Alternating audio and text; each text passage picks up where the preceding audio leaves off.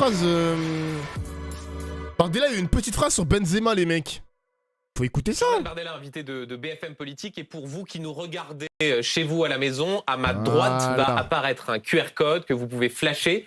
Et nous relayerons à notre invité tout au long de l'émission les questions que vous pouvez lui poser. Jordan Bardella, avant de commencer cette interview et d'aborder notamment la question de cette manifestation contre les dites violences policières et la question de l'immigration, on a appris hier que le président de la République allait s'exprimer. Ce soir, question simple, replay, qu'est-ce que vous en attendez? Et attention, interdiction de nous dire rien du tout, parce que ce serait vraiment trop prévisible. Comme tous les Français, j'attends cette rentrée de la part du pouvoir en place un geste significatif sur le pouvoir d'achat. Plus que jamais, les Français sont seuls face à un mur de l'inflation qui n'arrive plus aujourd'hui à surmonter, à surpasser, ce qui entraîne évidemment des privations très concrètes dans la vie des gens, et notamment sur leurs loisirs, sur leur alimentation.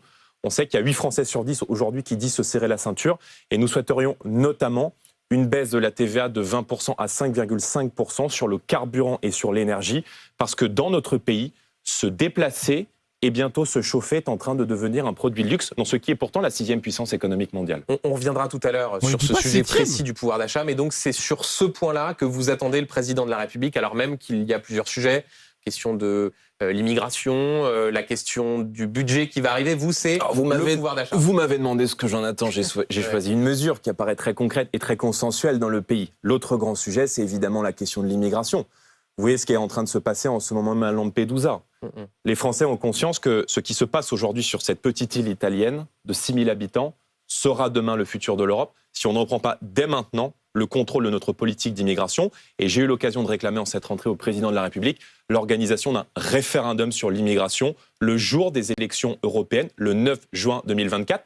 Peut-être nous a-t-il entendu. Et on va y revenir dans un instant. Amandine, une question sur la manifestation d'hier à Paris. Jamais le faire. Oui, Jordan Bardella, parce que on a vu ces images, on va d'ailleurs les regarder plus précisément, de ces policiers qui ont été pris à partie dans une manifestation qui était organisée pour lutter contre les violences policières et le racisme dans la police. On regarde d'abord les images ensemble.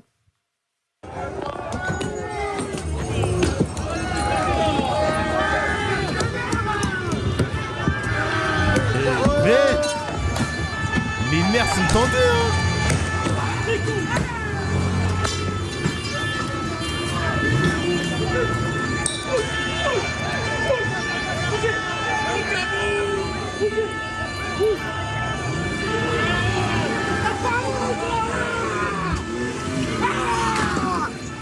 Vous savez, les gars, vous savez que le policier, il a été félicité. Genre, il n'y a pas d'enquête sur le fait qu'il ait brandi une arme et tout. Pas d'enquête, félicité par sa hiérarchie, et il continue comme si de rien n'était. Voilà, donc on précise que 3 policiers ont été légèrement blessés. On a vu ce policier qui a dû sortir son arme de service. Est-ce que vous pensez qu'il aurait fallu interdire cette manifestation ? Je ne suis pas pour les interdictions a priori des manifestations. En revanche, je crois que les éléments perturbateurs aujourd'hui, qui sont notamment liés à l'ultra-gauche dans ces mouvances, doivent être mis hors d'état de nuire et probablement de manière préventive.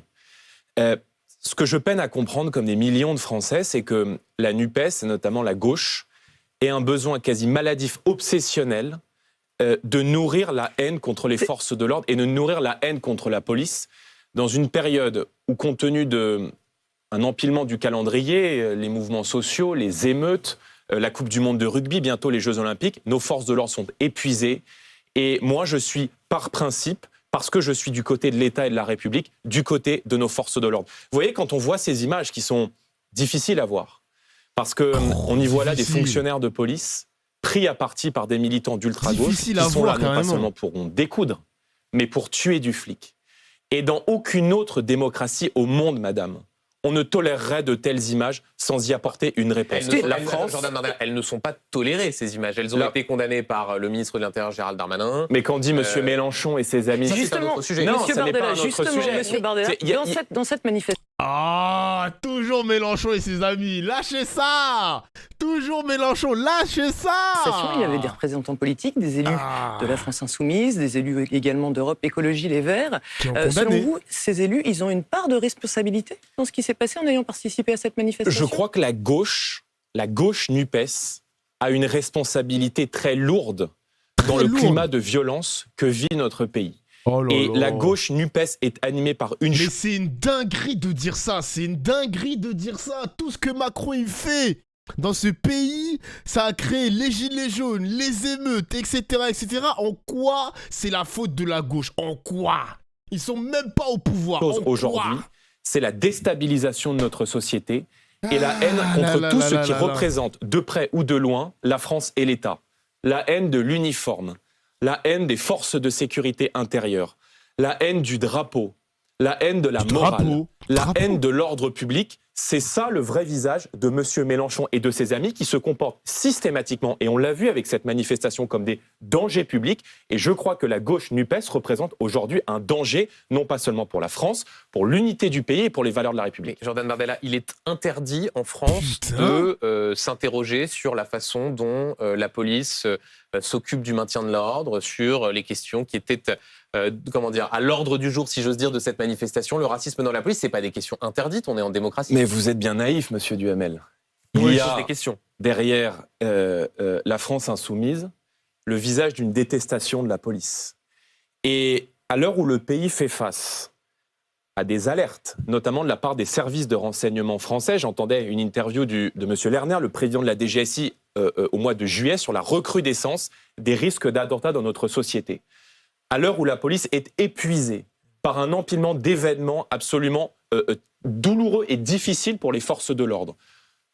Nous revenons d'un été qui a été marqué par des émeutes et un déferlement de violence sans précédent dans notre société. Allez organiser en ce moment même une manifestation pour mettre une cible sur le front des policiers, des fonctionnaires de police, des gendarmes, qui sont des pères et des mères de famille, qui tous les jours dans notre société mettent leur vie en danger pour assurer notre sécurité et protéger celle des Français, oui, c'est irresponsable. Et on a le sentiment qu'il y a chez M. Mélenchon et ses amis un plaisir... On a le RN qui déteste les musulmans et on a Mélenchon qui déteste la police. Putain, mon gars, qui va remporter le combat électoral entre les policiers d'un côté, les musulmans de l'autre côté? Oh putain, c'est tellement le bordel. Et un besoin presque vital d'alimenter une haine dans notre société contre tout ce qui touche de près ou de loin à l'uniforme. Jordan Bardella, je voudrais juste vous soumettre ce tweet de l'écologiste Sandrine Rousseau qui réagissait à la vidéo que vous a montrée Amandine, précisément sur le fait que le policier que l'on a vu ait sorti son arme de service. Elle dit ce geste est inadmissible. Il n'aurait pas dû sortir son arme, ce policier. Non mais excusez-moi, je ne vais pas réagir au tweet de Mme Rousseau. Parce que vous le trouvez stupide. Le sujet de savoir si une stupidité. Les tweets de Mme Rousseau sont d'une bêtise. Son arme ou pas. Non mais les tweets de Mme Rousseau, excusez-moi, sont d'une bêtise permanente, effarante. Je veux dire, que Mme Rousseau aille mettre un uniforme de la police nationale et qu'elle aille déambuler dans les cités de notre pays, qu'elle aille, face à des militants d'ultra-gauche, se tenir avec un uniforme de la police nationale, et probablement qu'après l'avoir fait, Mme Rousseau changera d'avis. Mais j'imagine que le jour où Mme Rousseau, ce que je ne souhaite pas, se fera cambrioler, j'imagine qu'elle appellera le 17 en premier. Mais pour en revenir au débat de fond, c'est ce que disait Benjamin tout à l'heure, est-ce que vous... Ah putain, j'aime trop les punchlines les mecs, j'aime trop la joute verbale, putain de merde. Affirmer qu'il n'y a aucun racisme dans la police et aucune violence policière aujourd'hui. Je refuse qu'on jette l'opprobre sur l'intégralité d'une profession. J'ai toujours été très clair, à partir du moment où il y a des dérapages, des actes individuels qui sont inadmissibles et qui relèvent de la loi, alors ils doivent être sanctionnés, et précisément les personnes qui, alors qu'ils portent l'uniforme de la République, tombent dans ce type de pratique, ne sont pas dignes de porter l'uniforme de la République. Mais j'aimerais juste vous rappeler une chose, parce qu'il faut être factuel. Le taux de signalement, parmi l'ensemble des interventions qui sont faites chaque année par la police nationale est de l'ordre de 0,03%.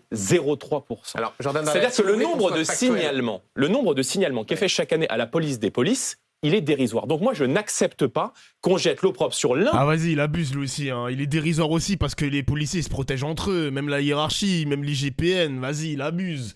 Là, il joue une statistique qui joue contre lui, quoi. Non, arrête. L'intégralité de nos forces de l'ordre qui font un travail exemplaire et qui, bien souvent, quand ils partent le matin de chez eux, n'ont pas l'assurance d'y rentrer compte tenu de la violence que subissent tous les jours nos forces de l'ordre dans notre société. Qu'est-ce qu'il raconte ? On vous entend. Soyons factuels. Rapport du Défenseur des droits qui date de 2017 où il est dit, c'est une consultation qui avait été faite, je crois, sur 5000 individus, qu'une personne Oui, les gars, j'ai compris le truc de plainte ou d'enquête. J'ai compris le délire de signalement, j'ai compris ça. Mais comme je l'ai dit, ça reste dans mon argumentaire de tout à l'heure, ils se protègent entre eux, c'est simple. Genre vraiment, il n'y a pas à chercher midi à 14h, hein. Vous inquiétez pas les gars, j'ai compris ce qu'il a dit. Hein. Noir ou arabe a 20 fois plus de probabilité de se faire contrôler dans la rue que quelqu'un d'autre. Ça, c'est factuel. Ça vous pose un problème ou vous dites circuler, il n'y a rien à voir? Non mais...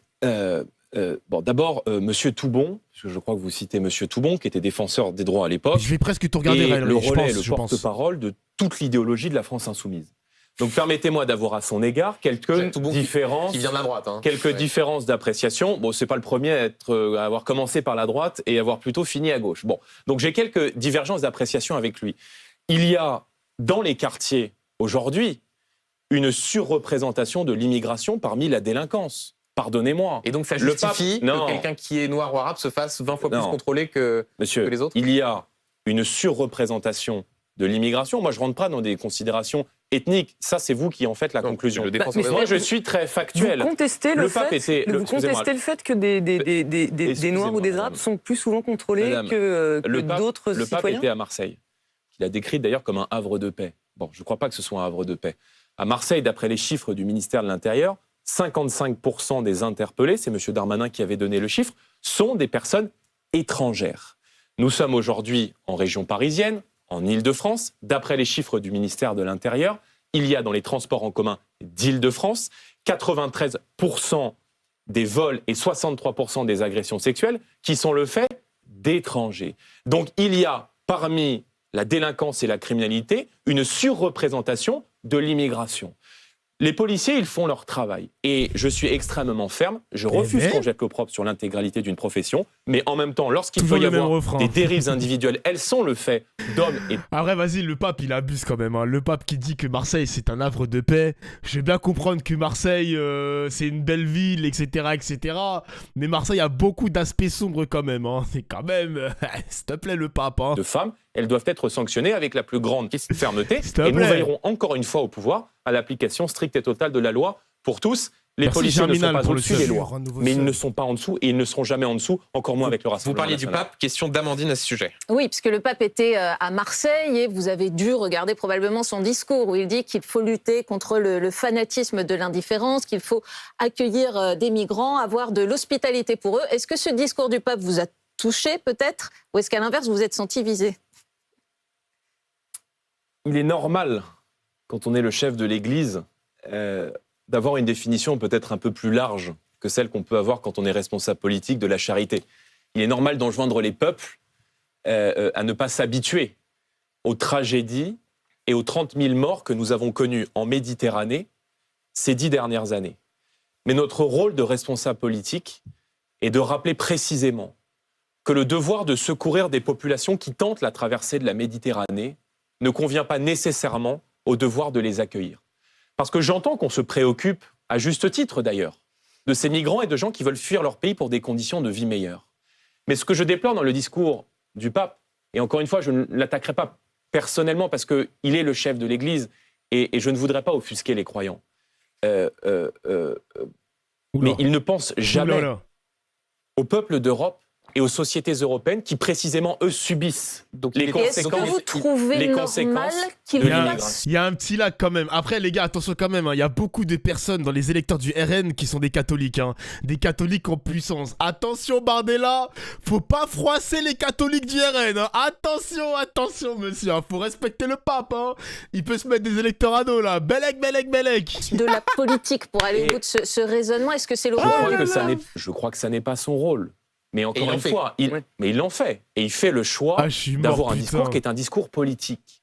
Mais mon rôle, et le rôle des responsables politiques, c'est de lui rappeler que lorsqu'on appelle à l'immigration massive, qu'on appelle à l'ouverture inconditionnée et illimitée de l'ensemble de nos frontières, alors on porte une responsabilité dans le discours politique. Attendez, on porte une responsabilité sur... la croyance et l'Eldorado que se font ces gens-là du continent européen. Donc, si vous voulez, il déplore les conséquences d'un discours d'ouverture dont il chérit les causes. Donc, vous dites, vous n'attaquez pas le pape, mais vous nous expliquez que vous êtes en désaccord avec lui. Je voudrais vous citer une phrase qu'il a prononcée. Les personnes qui risquent de se noyer doivent être secourues. Est-ce que Mais vous pourriez dire la même chose. Il faut les secourir. Dites la même chose. Mais il faut les secourir et les raccompagner non pas sur le sol européen, mais dans les pays de départ. Alors que lui dit il faut les accueillir, ce sont nos frères en humanité, et il ne faut pas considérer que la seule réponse à l'immigration consiste à les renvoyer dans les pays d'origine. Donc, vous allez envoyer un message, vous allez envoyer quel message à ces populations ? Vous allez leur envoyer le message qu'ils peuvent, au risque de leur vie, traverser la Méditerranée, parce qu'il y aura toujours des belles âmes, pour aller recueillir les bateaux et les accueillir sur le sol européen. Et précisément, donc, il est naïf. La politique que c'est de la naïveté, c'est un défenseur de l'immigration massive. Je pense qu'il est argentin et qu'il n'a pas conscience du problème de l'immigration aujourd'hui en Europe qui déstabilise les sociétés européennes. Quand il dit Marseille est un havre de paix, permettez-moi, comme tous les Français, de m'offusquer et de dire qu'il ne connaît pas Marseille. Monsieur Bardella. Moi, J'avoue, j'aime bien le pape, hein, je l'adore et tout, mais de dire que Marseille est un havre de paix, reste concentré, chacal. En plus, ils ont pris un 4-0 hier par le PSG, donc quand même. Et j'en termine. Qu'il aille à Marseille se recueillir près de la gare Saint-Charles, où 2 jeunes filles, Morane et Laura, en 2017, ont été assassinées par un islamiste, par un clandestin tunisien qui précisément avait utilisé ces filières migratoires. Monsieur Bardella, Valérie, une seconde. Il y a ceux qui meurent en Méditerranée. Vous citiez le chiffre de 30 000 depuis 2013. On est à la 14e minute, il a prononcé l'islam. Putain, c'était long, chef. Hein. Et il y a ce qui s'est passé à la gare Saint-Charles. Parce qu'il y a des vies qui comptent moins que d'autres. Non, pas du tout, mais le déplacement du pape n'avait pas pour objet de commémorer les morts liés au terrorisme. Donc il y a des vies qui comptent moins que d'autres. Non, mais c'est 2 sujets différents, monsieur Bardella. C'est 2 sujets totalement différents, ça n'a rien à voir. Notre rôle, c'est de protéger le peuple français. Et l'immigration aujourd'hui en Europe, anarchique, elle pose 2 questions. Elle pose une question d'abord démographique. Et il y a beaucoup de Français, il y a beaucoup de peuples d'Europe qui ont envie de rester eux-mêmes. Il y a beaucoup de Français qui ont envie que la France reste la France, que l'Europe reste l'Europe, et qui ont le sentiment de ne plus reconnaître le pays dans lequel ils ont grandi. Et l'immigration pose, deuxièmement, une question démocratique, parce que, encore une fois, cet accueil de population avec la complaisance de M. Macron et des dirigeants européens se fait contre la vie. Restons sur le papier, s'il vous plaît. Juste une question vraiment très personnelle vous concernant, M. Bardella. Est-ce que vous êtes croyant ? Bah oui, non. Il est croyant. Non. Quoi ?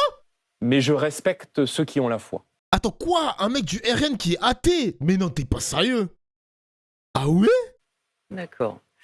Vous ne l'avez pas respecté. Aucune difficulté à admettre que la France est un État laïque, mais que la France est une nation qui a une histoire et de la mémoire. Et notre pays a été façonné par 2000 ans d'histoire chrétienne, par 2000 ans de chrétienté. Par conséquent, je vais vous dire... Vous êtes baptisé ou pas ? Par conséquent, je n'ai pas été baptisé. Par conséquent... Ah ouais, pas baptisé. Mais attends, il a rien de chrétien, quoi. Ok. Putain, je pensais que c'était un fervent catholique, moi. Je pensais vraiment, je suis choc bar. Je suis comme Galsen, je suis choc bar. J'ai cru il a fait tous ses bails et tout. La communion, le baptême. Mais non, profession de foi. Eh ben... Ah ouais. Comment on appelle le moment où tu... Ah, je m'en souviens plus. Merde, je l'ai sur le bout de la langue. Pas la communion, le fait de décrire ses péchés et tout. Tu racontes tes péchés au pape. Au prêtre, pardon. Oh merde, mais comment ça s'appelle ? C'est la confession, voilà, la confession. Eh ben, Bardella, mais non. Ah ouais. Je ne suis pas choqué de voir le président de la République, non pas participer, mais assister à une messe. Et au fond, le président de la République française est là dans une forme de continuité. Le président Giscard l'avait fait à l'époque. On se souvient que le général de Gaulle avait reçu le chancelier Adenauer en 1962 à la cathédrale de Reims.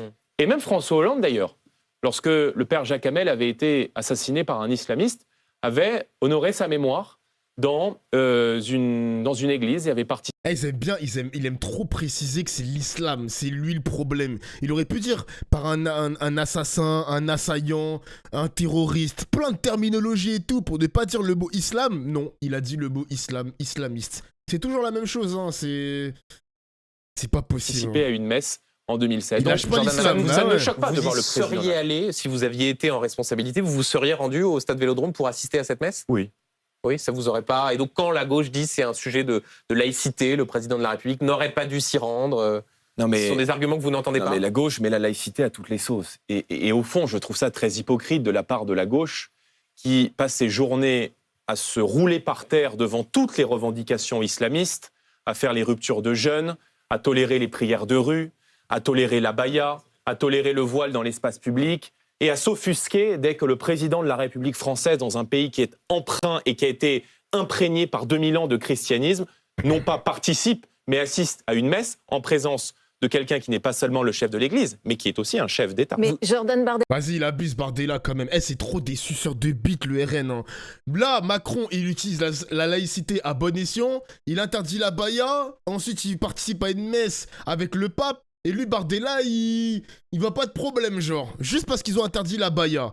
C'est trop le copinage politique, les gars. Le copinage, la complicité. Ah là là là là. Il arrive à tirer sur Macron, mais dès que ça touche un peu l'islam, et Macron, il s'attaque un peu à l'islam, là, il est un peu content quand même. Il est sur 2 rintés à la fois. Il déteste, mais il aime bien des fois, de temps en temps, Macron, quand ça concerne les musulmans. Ah là là là là, c'est vraiment, j'ai l'impression de regarder House of Cards, les mecs. C'est House of Cards, la politique française. Mais là, on a juste l'impression, quand on vous écoute, que vous êtes un peu au milieu du gué, que vous ne voulez pas froisser votre électorat catholique, chrétien, mais que, en fait, vous dites respecter les racines chrétiennes, mais quand ça vous arrange, parce que c'est bien la définition quand même qu'a faite le pape de la chrétienté, la bienveillance, la charité, l'humanité, l'ouverture. Donc si on rejette tout ça, il reste quoi? C'est-à-dire les racines chrétiennes, c'est quand ça vous arrange. Vous n'avez cessé de dire, notamment, je vous ai suivi sur le terrain pendant la campagne des Européennes de 2019, célébrer les racines judéo-chrétiennes. Et là, quand on a le pape, chef des croyants, qui avance la nécessité de mettre en œuvre la charité chrétienne, vous dites, il se trompe et il ne connaît pas le sujet migratoire. Non mais excusez-moi, il a bugué. Il y a une différence quand même entre un pays empreint de 2000 ans de chrétienté et le fait d'accueillir toute l'Afrique pour submerger le continent européen. Vous êtes, non mais excusez-moi, ne faites pas les naïfs. Il y a peut-être une nuance quand même entre admettre que la France est un pays évidemment chrétien qui s'inscrit aujourd'hui politiquement dans un cadre institutionnel et républicain laïque, mais excusez-moi, Noël, Pâques, Notre-Dame de Paris, ça fait partie non pas du patrimoine religieux, et le message de charité, et d'accueil de l'Église, vous ne l'endossez pas. Et je préfère à cela la sagesse de ses prédécesseurs et notamment de Benoît XVI. Ah, j'aime pas quand les journalistes ils sont comme ça là. Il attaque le Bardella sur le christianisme, etc. Parce que les journalistes ils savent très bien que les RN bien catho à la fond écoutent en ce moment Bardella. Et là ils se disent, est-ce que Bardella il va glisser? Qu'est-ce qu'il en pense du christianisme? Qu'est-ce qu'il va dire qui pourrait peut-être faire changer mon vote?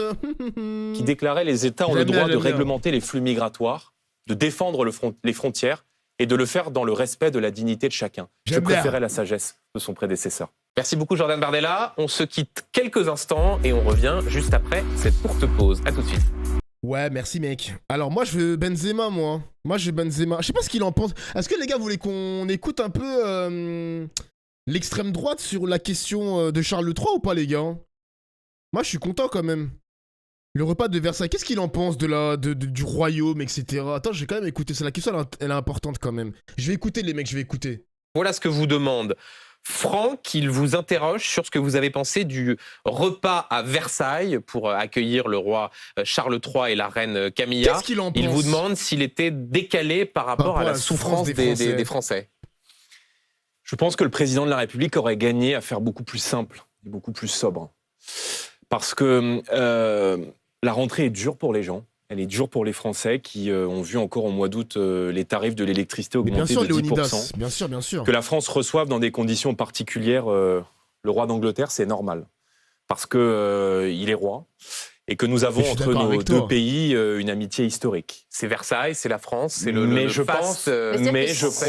crois. Présidier, il n'y aurait plus aucune réception à Versailles. Mais soyez pas caricatural, madame. Mais je pense que vous dites que c'est décalé. Oui, non, j'ai pas dit. J'ai dit que ça aurait appelé à un peu plus peut-être de sobriété. C'est-à-dire concrètement, ne pas aller à Versailles. SBR. Ça aurait pu être fait en un peu plus petit comité. Bon, voilà. Quand c'est un dîner d'État qu'on n'a pas reçu.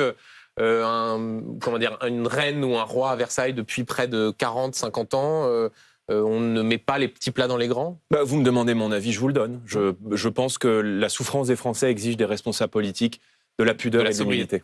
Très bien, on vous a En entendu. tout cas, de la sobriété. Et je rappelle que ce QR code est toujours à ma droite et que vous, à la maison, vous pouvez le scanner et interroger Jordan Encore une fois, j'ai pas voulu te faire de fausses polémiques au moment. Fais gaffe, de là, tu vas avoir des guignols qui vont te dire que tu regardes trop d'extrême droite et que tu changes. Non, tranquille, y'a rien, wesh. Allez, les mecs, je les ai attrapés vendredi, ils sont bannis de ma chaîne. Frère, tu sais que j'ai même mes potes, ils ont pris le temps un petit peu de regarder le listing de tout ce que je regarde. Je regarde que l'actualité. En fait, mon stream est à l'image de ce que la télé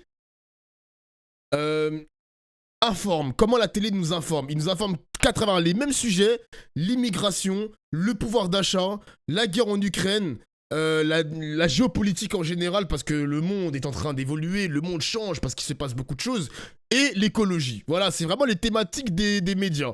Du coup, ma chaîne Twitch est un peu à l'image de ce qu'on regarde, et comme on regarde que de l'ajout verbal, et là on sait que depuis cette année, depuis septembre 2023, BFM TV met un peu le paquet à la sauce TPMP. Moi je suis désolé, quand il y a un journaliste qui s'embrouille avec Manuel Bompard, moi je me frotte les mains. Excusez-moi, mes mains pleines de pétrole, moi je remercie l'ajout verbal. Excusez-moi les mecs, hein, désolé hein. Manuel Bompard qui a failli mettre une gifle à Monsieur Duhamel, moi je stream. Mais moi, je stream tous les jours, excusez-moi. Le dîner a eu lieu parce que c'est important qu'on puisse recevoir le roi d'Angleterre. Mais vraiment, je me mets à la place des gens et je pense que ça a été difficilement perçu par beaucoup. Question d'Amandine sur l'immigration. Tout à fait, puisque Gérald Darmanin, à propos des migrants de Lampedusa... Je suis un agent du chaos, exactement. Les gars, j'ai le titre, je suis un agent du chaos. Commentateur de joutes verbales, commentateur de bordel, commentateur de l'apocalypse, toutes les terminologies de la fin du monde. Voilà les gars, vous pouvez me définir comme ça. A eu un ton très ferme, il a dit que la France n'en accueillerait pas, sauf bien sûr les demandeurs d'asile. Est-ce que cette fermeté, elle vous convainc et vous convient? Le problème de M. Darmanin est qu'il parle comme le Rassemblement national, mais qu'il agit comme la NUPES. C'est-à-dire Parce que au moment où le ministre de l'Intérieur nous explique que pas un seul migrant de Lampedusa arrivera sur les côtes françaises, il soutient à l'Europe le pacte européen pour les migrations, qui précisément, contre lequel j'ai voté au Parlement européen, qui prévoit précisément une clé de répartition et une relocalisation, c'est-à-dire une répartition autoritaire et obligatoire des migrants dans nos communes, dans les villes et dans les villages français. Les demandeurs d'asile, le pacte migratoire. Les demandeurs d'asile ne sont pas migrants. Les demandeurs d'asile sont ceux qui sont susceptibles d'être tombés par l'opération du Saint-Esprit sur le territoire français. Vous savez très bien qu'il y a une envoyé par Notre-Dame. Bardella, vous pouvez ironiser. Vous savez très bien qu'il y a une distinction entre des migrants économiques qui viennent de pays qui ne sont pas en guerre et ceux qui sont susceptibles d'être éligibles au statut de réfugiés. Or, le pacte migratoire prévoit cette répartition. Après, il joue sur les mots quand même, hein. Je suis désolé, hein. C'était pareil en Ukraine quand ça demandait le statut de réfugié politique, excusez-moi. Un migrant, c'est aussi un réfugié politique, et un réfugié politique peut être aussi un migrant. Genre là, le journaliste, il joue sur les mots, frère, abuse.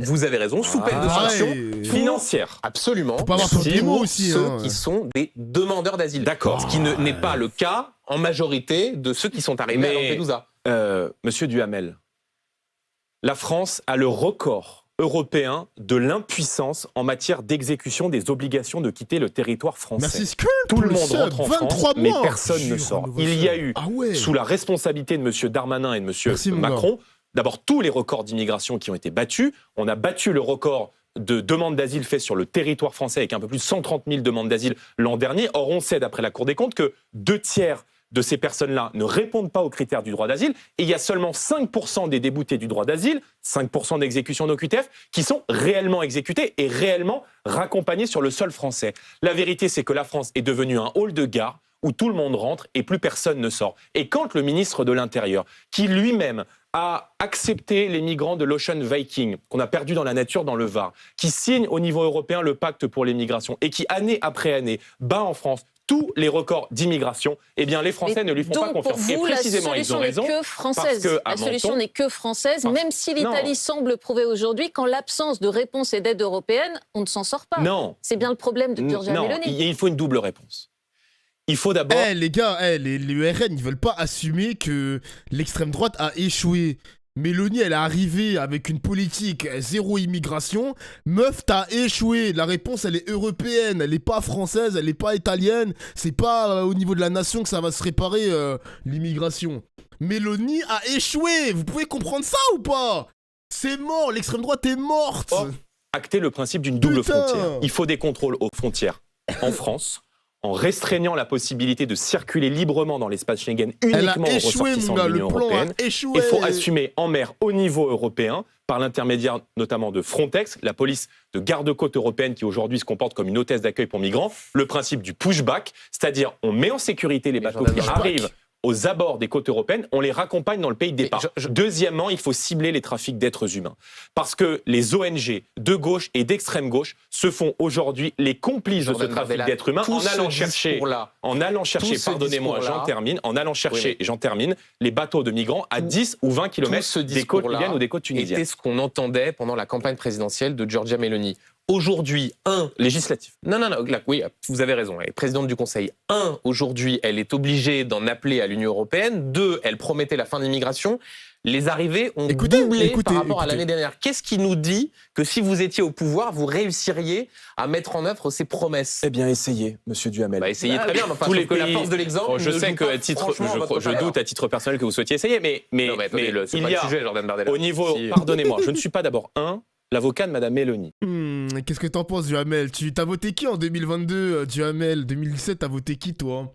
T'aimes bien Marine Le Pen, Duhamel, ou c'est comment, là? Il y a dans son gouvernement une coalition avec nos alliés de la Lega de Matteo Salvini, avec qui je siège au Parlement européen, et qui, lorsque lui était ministre de l'Intérieur en Italie, a fait chuter de manière significative le taux d'arrivée des migrants sur les côtes italiennes. Et deuxièmement, il y avait beaucoup moins d'arrivées sur les côtes italiennes. Vous avez raison, et merci de me permettre de rappeler que là, les images qui apparaissent derrière vous, ce n'est que le début du commencement. Et que l'Afrique va passer, d'ici à 2050, d'1,2 milliard d'habitants à 2,5 milliards d'habitants. C'est pour convaincre les Français que vous changerez la donne. Mais je pense que les Français nous font confiance sur la question de l'immigration. Et ils savent précisément... C'est un peu court comme argument, essayez-nous. Excusez-moi, nous ne sommes pas encore aux responsabilités. Mais je peux vous dire qu'il y a en Europe des gouvernements qui maîtrisent leur immigration. C'est le cas de la Hongrie de M. Orban. C'est le cas du Danemark. Donc pas exactement la même localisation en Europe. Vous avez raison, qui est pourtant, ils ont des frontières qui ne sont pas évidentes à gérer non plus, qui, comme le Danemark, est un gouvernement socialiste, arrive par une politique beaucoup plus dure à l'égard de l'immigration, et notamment de l'immigration clandestine, à réduire les flux. Et troisièmement, je termine sur ce que je vous disais tout à l'heure. Ou les subsahariens de venir, il faut, si madame, rendre la France pays impossible pour l'immigration clandestine. La France est devenue un guichet social pour les peuples du monde entier. Il faut d'abord, supprimer les soins gratuits offerts aux clandestins parce que c'est une pompe aspirante. Il faut supprimer le droit du sol parce que c'est une pompe aspirante. Il faut organiser le traitement de l'asile dans les ambassades et dans les consulats des pays de départ parce que c'est une pompe aspirante. Mais je ne veux pas convaincre de partir uniquement ceux qui sont là. Je veux convaincre le continent africain, qui est une bombe démographique, de venir submerger le continent européen. Vous opposez que, par exemple, les États-Unis, ça n'est pas du tout un Eldorado social. Les États-Unis, ça n'est pas du tout un Eldorado social, et beaucoup de migrants y arrivent. Le Royaume-Uni, ça n'est pas du tout un Eldorado social. Les migrants y arrivent aussi. Madame, je vous ai parlé de la Hongrie et du Danemark. Je ne vous ai pas parlé des États-Unis. La réalité, c'est que pour M. Macron, l'immigration n'est pas un problème. Elle est un projet. Et quand on a battu tous les records d'immigration depuis... Non, vas-y, fallait se faire foutre. Elle aime trop utiliser la langue de Molière, wesh. Vas-y, va te faire foutre, wesh. L'immigration n'est pas un problème pour Macron, mais c'est un projet. 2017, on est responsable de ces appels d'air. Moi, je ne veux pas que la France disparaisse. Je ne veux pas que l'Europe disparaisse. Je veux que notre peuple puisse conserver non seulement son modèle social, mais qu'il puisse conserver sa langue. Son histoire, son mode de vie. Les gars, je pense que vous avez suivi mes streams depuis l'élection présidentielle.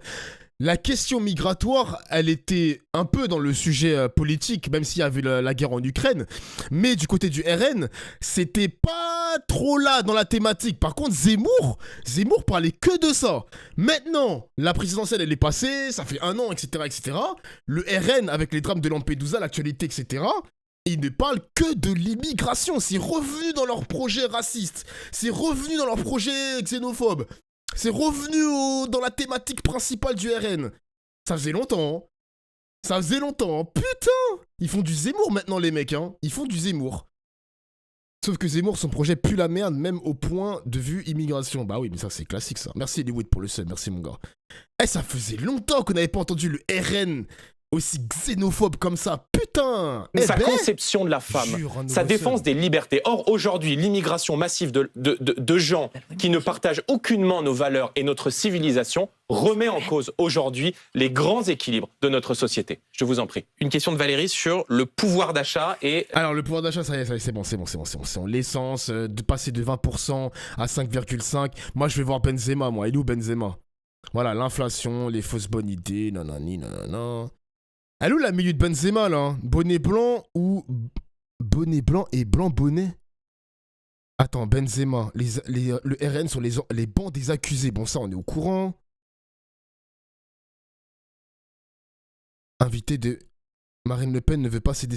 Mais on peut avoir Benzema ou... Ah, voilà, les gars! Voilà!